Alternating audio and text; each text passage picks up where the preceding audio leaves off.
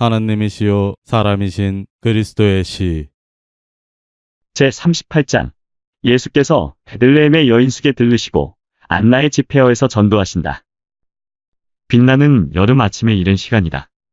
터키 흑색의 사틴 양탄자에 떨어진 얇은 천 조각들 같은 몇 점의 작은 구름 위에는 하늘이 장미 빛깔로 물들었다. 벌써 빛에 취한 새들의 합창이 울려 퍼진다. 참새들과 티티새들과 울새들이 제제거리고 조잘거리고 나무줄기 하나, 애벌레 한 마리, 떨어진 장가지 하나를 저희들 둥지로 가져가려고 또는 부리속을 채우려고 또는 올라앉으려고 서로 다툰다. 제비들은 꼭대기가 젓갈색으로 물들여진 눈같이 흰 가슴바지를 씻기 위하여 작은 개울로 곤두박질에 내려가서 몸을 식힌 다음 풀줄기 끝에 아직 잠들어 있는 각닭이 한 마리를 쪼아 가지고는 명랑하게 제제거리며 높이 날아 올라간다. 그놈들의 날개는 마치 광을 낸 강철 칼날들과 같이 공기를 가른다. 회색 비단 옷을 입은 할밋의 두 마리가 개울가를 따라 두 아가씨 모양으로 우아하게 거닐고 있다. 할밋새들은 검은 벨벳으로 장식한 긴 꼬리를 치켜들고 물의 자태를 비추어 보고는 스스로 아름답다고 생각하며 산책을 다시 시작한다. 숲속에 진짜 장난꾸러기인 티티새 한 마리가 그노란 긴 부리를 가지고 뒤에서 휘파람을 불며 놀려댄다.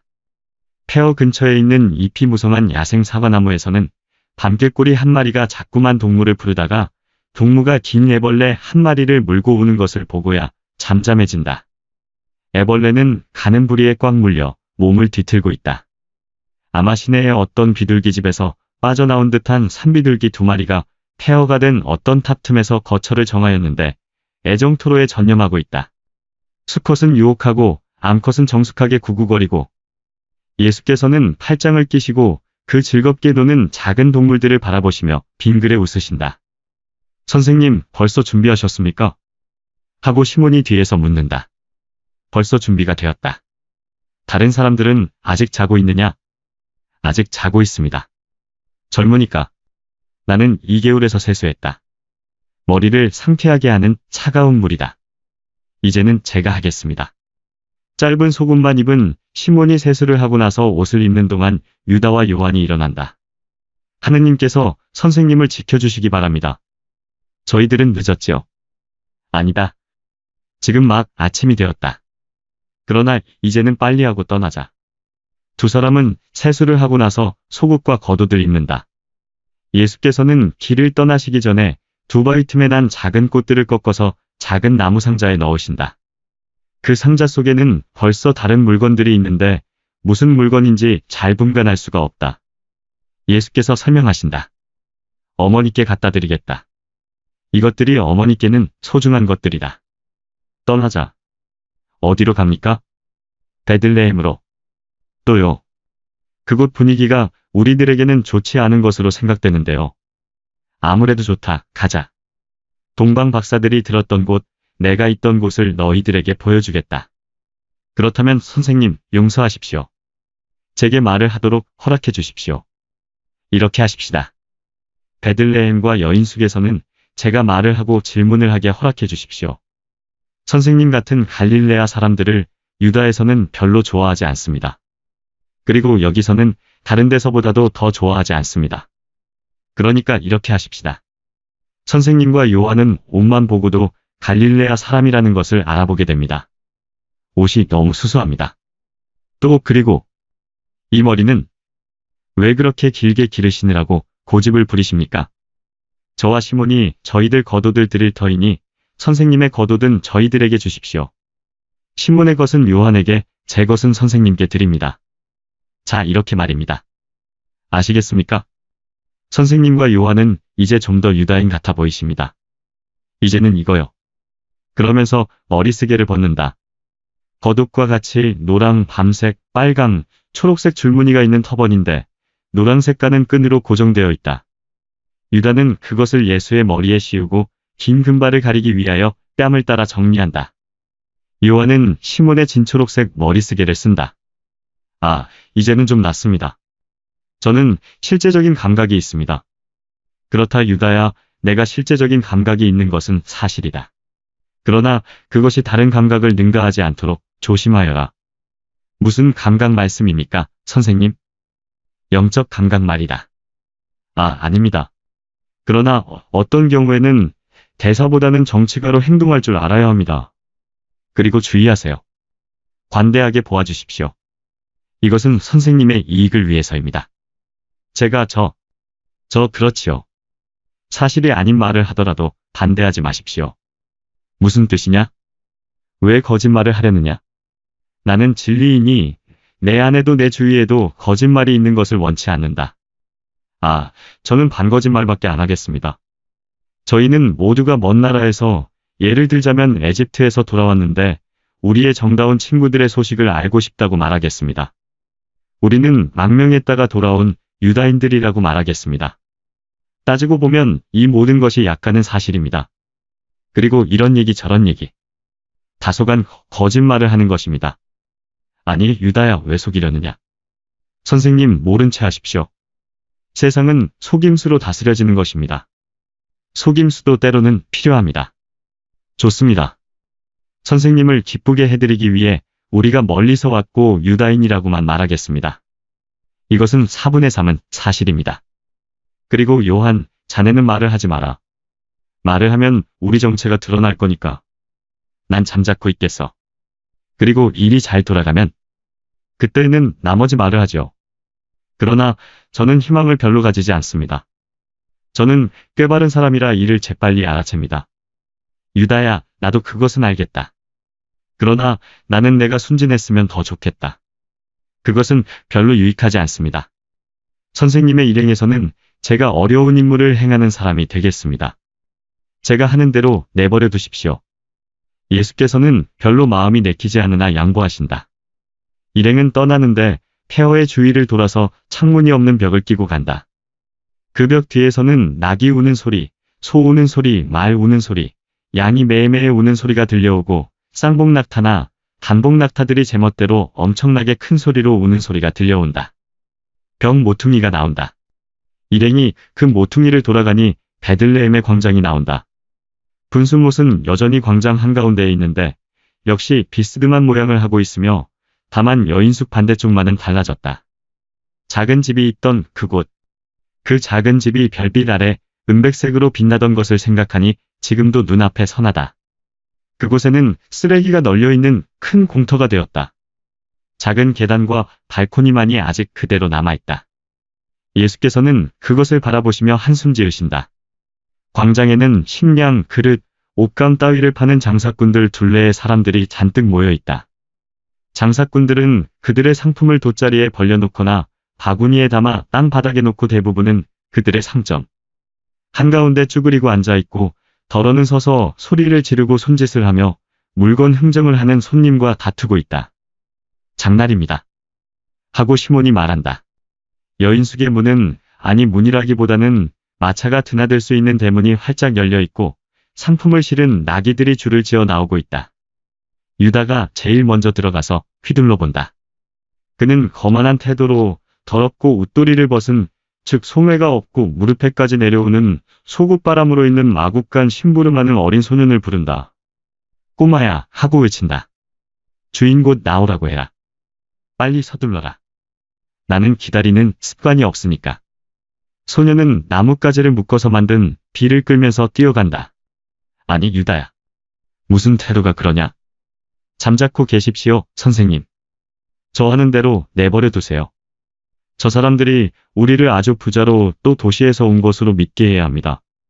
주인이 달려와서 넓은 허리띠에 술장식이 달린 호화스런 황금빛 옷에다 예수의 진홍색 겉옷을 입어 위풍당당한 유다 앞에 허리를 굽실거린다. 여보, 우리는 멀리서 왔소. 아시아 공동체의 유다인들이요.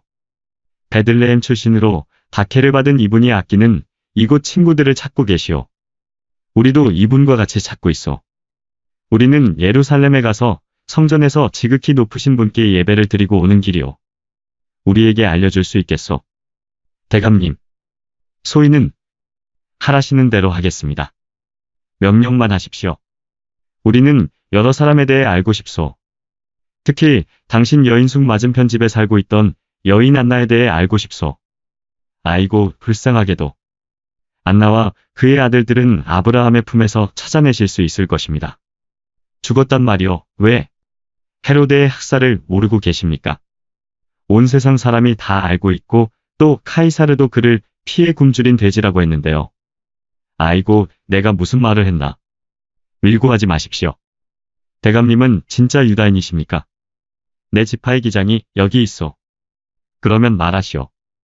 안나는 딸 하나만 빼놓고 모든 아이와 함께 헤로데의 군인들에게 학살당했습니다. 하지만 왜? 그렇게도 착한 여인이었는데. 그 여자를 아셨습니까? 썩 잘 알았소. 유다는 뻔뻔스럽게 거짓말을 한다. 안나는 사람들이 메시아의 아버지와 어머니라고들 말하는 사람들을 환대했다고 해서 죽임을 당했습니다. 이리 오십시오. 이 방으로요. 낱말은 새가 듣고 반말은 쥐가 듣습니다요. 그리고 어떤 일에 대해서 말하는 것은 위험한 일입니다. 그들은 어둡고 낮은 작은 방으로 들어가서 대단히 낮은 긴 의자에 앉는다. 이거 보십시오. 저는 눈치가 빠릅니다. 저는 그저 건성으로 주막장이를 하는 것이 아닙니다. 저는 대대로 내려오는 주막장이 올시다. 제 피 속에는 꾀가 들어있습니다. 그래서 그 사람들을 받아들이지 않았습니다. 아마 그 사람들에게 한 구석 자리를 마련해 줄 수도 있었을 것입니다. 그렇지만 갈릴레아 사람이다. 가난하고 알지 못하는 사람들이고 안 됩니다. 이 에제키야는 소가 넘어가지 않습니다. 게다가 저는 그 사람들이 여느 사람들과 다르다는 것을 느꼈습니다. 그 여자 눈은 뭔지 모를 아니 그 여자는 그에게 말을 하는 마귀를 지니고 있었을 것이 틀림없습니다. 그 여자는 마귀를 가져왔습니다. 저한테가 아니라 이 도시예요. 안나는 양보다도 더 순진한 여자라 며칠 후에 그 사람들을 아기와 함께 묻게 했습니다. 사람들은 그 아기를 메시아라고 했습니다. 아이고, 그때 저는 정말 돈을 많이 벌었습니다. 호구조사 때보다도 훨씬 더 많이 벌었습니다. 사람들이 오는데 호구조사 때문에 올 필요가 없었던 사람들까지 왔습니다. 바다에서까지도 보러 오고 에집트에서까지도 보러 왔습니다. 그리고 여러 달 동안을 그랬습니다. 돈 참 많이 벌었습니다. 마지막에는 왕인지 세도가인지 마술사인지 모르는 세 사람이 왔습니다. 행렬이 끝이 없었습니다. 그 사람들은 제 마구간을 전부 쓰고 한 달은 쓸 만큼의 건초를 황금을 주고 샀습니다. 그리고는 모든 것을 여기 남겨두고 다음날 떠나갔습니다. 그리고 사환들과 심부름하는 여자들에게 얼마나 선물을 많이 주었는지요. 그리고 제게도요. 아이고, 저로서는 진짜였던 가짜였던 메시아에 대해서는 좋은 말밖에는 하지 못하겠습니다. 메시아는 제게 돈을 몇 부대씩 가득 벌게 했거든요. 저는 크게 난처한 일을 겪지 않았습니다. 죽은 사람도 없었고요. 저는 갓결혼한 참이었으니까요. 그렇지만 다른 사람들은 우리는 학살이 행해진 곳을 보고 싶소. 학살이 행해진 장소요. 그렇지만 집집이 다 그랬는걸요. 베들레헴에서도 죽은 사람을 수천 명으로 헤아렸습니다. 따라오십시오. 일행은 옥상 정원으로 올라가는 층계로 올라간다. 그 위에서는 멀리 펼쳐져 있는 들판과 구름 여러 개의 부채꼴로 펼쳐져 있는 베들레헴 전체가 내려다 보인다. 폐허가 있는 곳이 보이십니까? 여기서도 아버지들이 무기를 들고 그들의 자식들을 보호하려고 했기 때문에 집들이 불타버렸습니다. 저기 담쟁이가 뒤덮인 우물 같은 것이 보이지요. 저것이 회당의 잔해입니다. 그 아기가 메시아라고 단언한 회당장과 함께 회당을 불살랐습니다. 그 회당은 아이들을 잃었기 때문에 정신을 잃을 정도로 경노한 살아남은 사람들이 불질러 태워버렸습니다. 그들 그로 인해서 난처한 일들이 있었습니다. 그리고 여기, 저기, 또 저기. 무덤이 보이죠? 희생된 사람들입니다. 눈 닿는 데까지 풀밭에 누워있는 양들 같습죠. 모두가 죄 없는 어린 아이들과 그들의 아버지 어머니입니다. 저 연못이 보입니까? 자객들이 거기에서 무기와 손을 씻었을 때 저 물이 피로 새빨개졌었습니다. 그리고 이 뒤편에 있는 개울 보셨습니까? 그 개울물도 하수구에서 나온 피로 빨갛게 되었었습니다. 그리고 여기 바로 앞쪽을 보십시오. 이것이 안나에게서 남아있는 전부입니다. 예수께서 울으신다. 안나를 잘 아셨습니까? 유다가 대답한다. 저분의 어머니의 언니와 같은 사람이었죠. 안 그렇습니까? 예수께서는 그저 그래라고만 대답하신다. 알겠습니다. 하고 여인숙 주인이 말하며 생각에 잠긴다. 예수께서는 몸을 숙여 유다에게 말씀하신다. 내 친구가 저 폐허에 가고 싶다고 하시오. 하고 유다가 말한다. 그야 가시지요. 아무라도 다 갈 수 있습니다. 일행은 내려와서 인사를 하고 떠난다. 여인숙 주인은 기대가 어긋난 태도로 있다. 아마 팁을 받았던 모양이다. 일행은 광장을 건너질러 홀로 남아있는 작은 계단을 올라간다. 여기가 내 어머니가 내게 동방 박사들에게 인사를 시킨 곳이고 에집트로 가려고 우리가 내려온 곳이다. 하고 예수께서 말씀하신다. 폐허에 있는 네 사람을 사람들이 쳐다본다. 어떤 사람이 죽은 사람의 친척들이요? 하고 묻는다. 친구들이요. 어떤 여자가 외친다.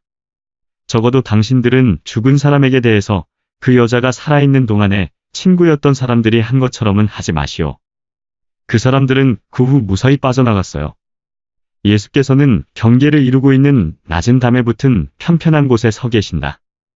그러니까 광장은 2m가량 아래 내려다 보이고 뒤에는 텅 빈 곳이다.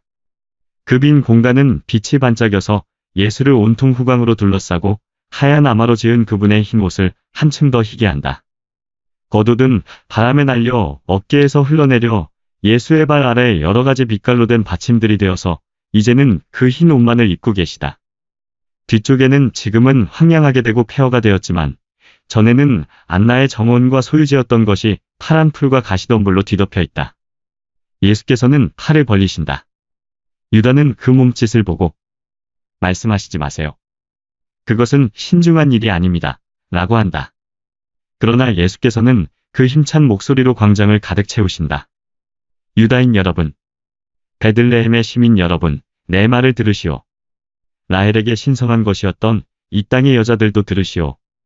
고통을 겪고 박해를 받은 다윗의 후손의 말을 들으시오. 이 다윗의 후손은 여러분에게 말을 할 자격을 얻었습니다.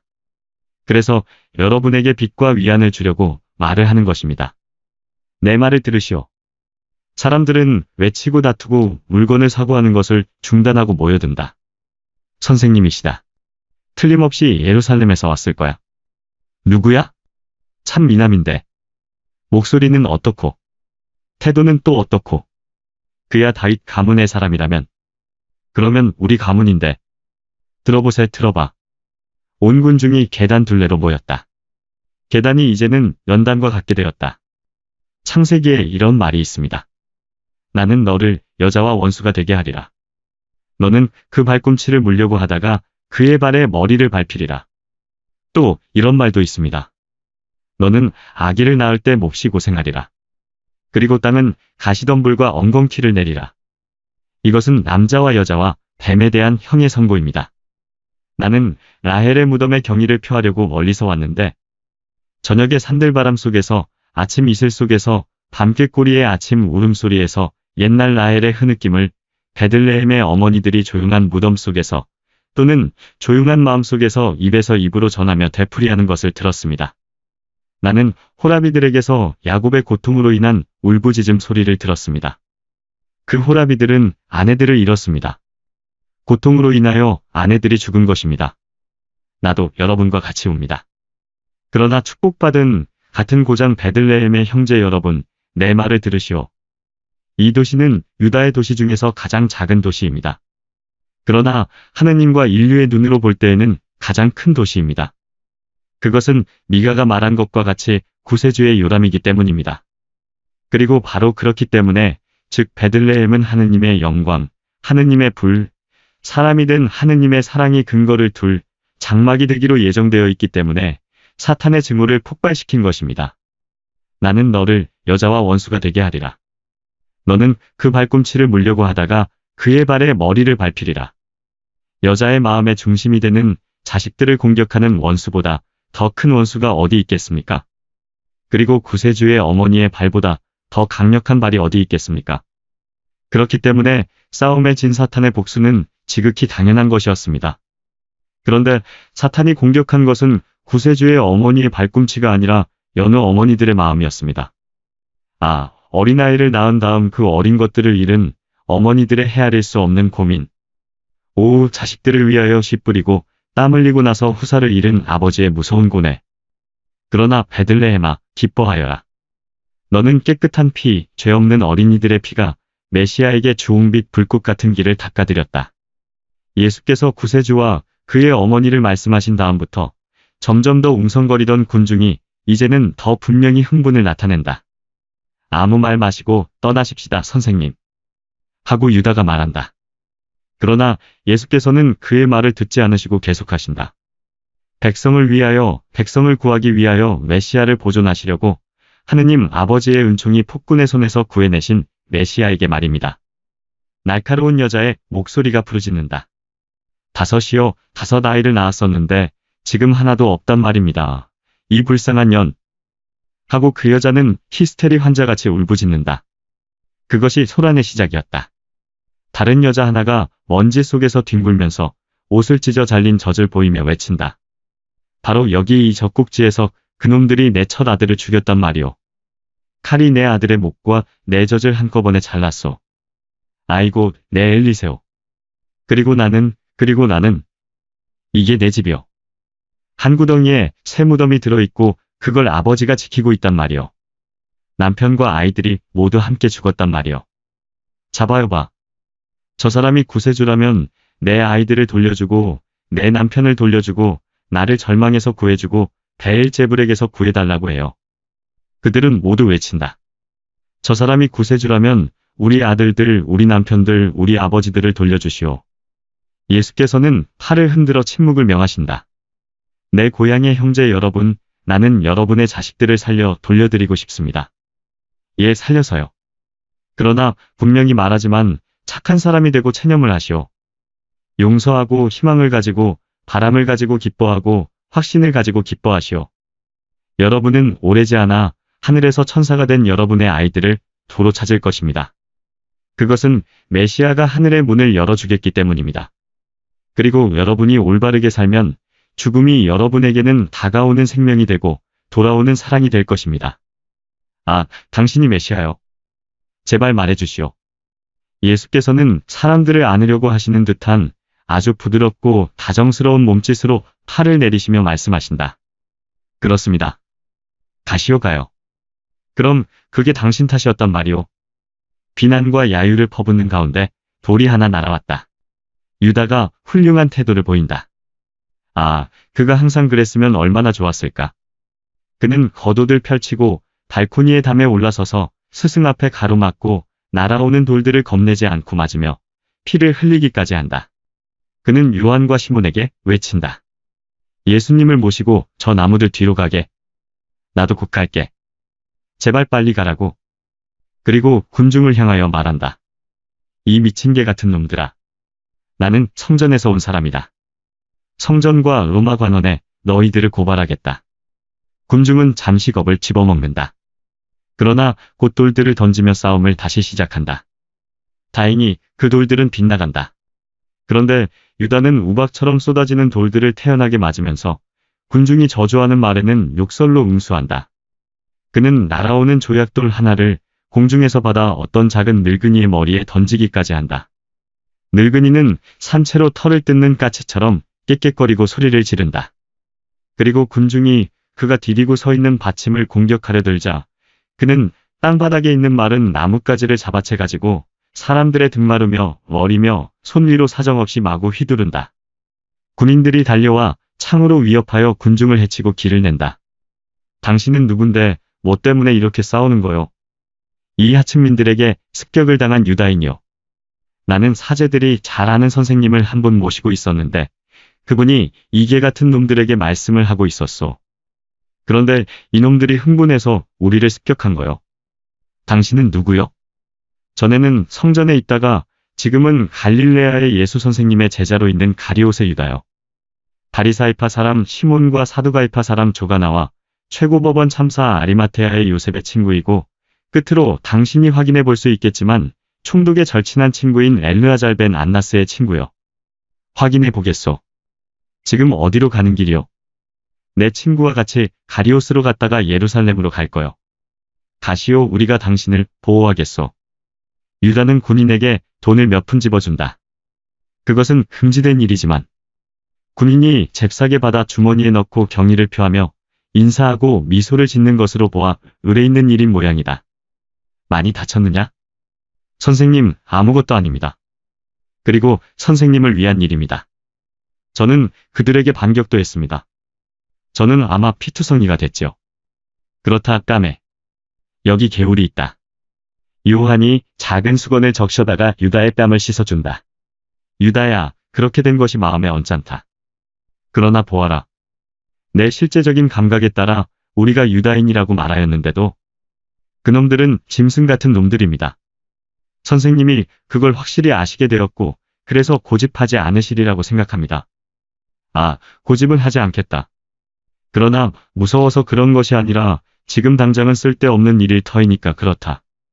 사람들이 우리를 받아들이지 않으면 저주할 것이 아니라 배가 고파 죽어가면서도 빵을 보지 못하는 그 가엾은 미친 듯한 사람들을 위하여 기도하며 물러나야 한다. 이 옆길로 해서 가자.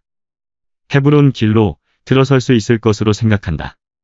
목자들 있는 대로 그들을 만날 수 있다면 말이다. 돌로 습격을 당하려고요? 아니다.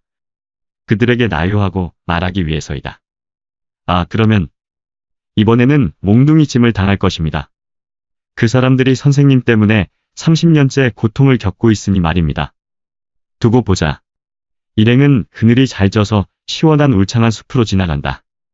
그러다가 보이지 않게 된다.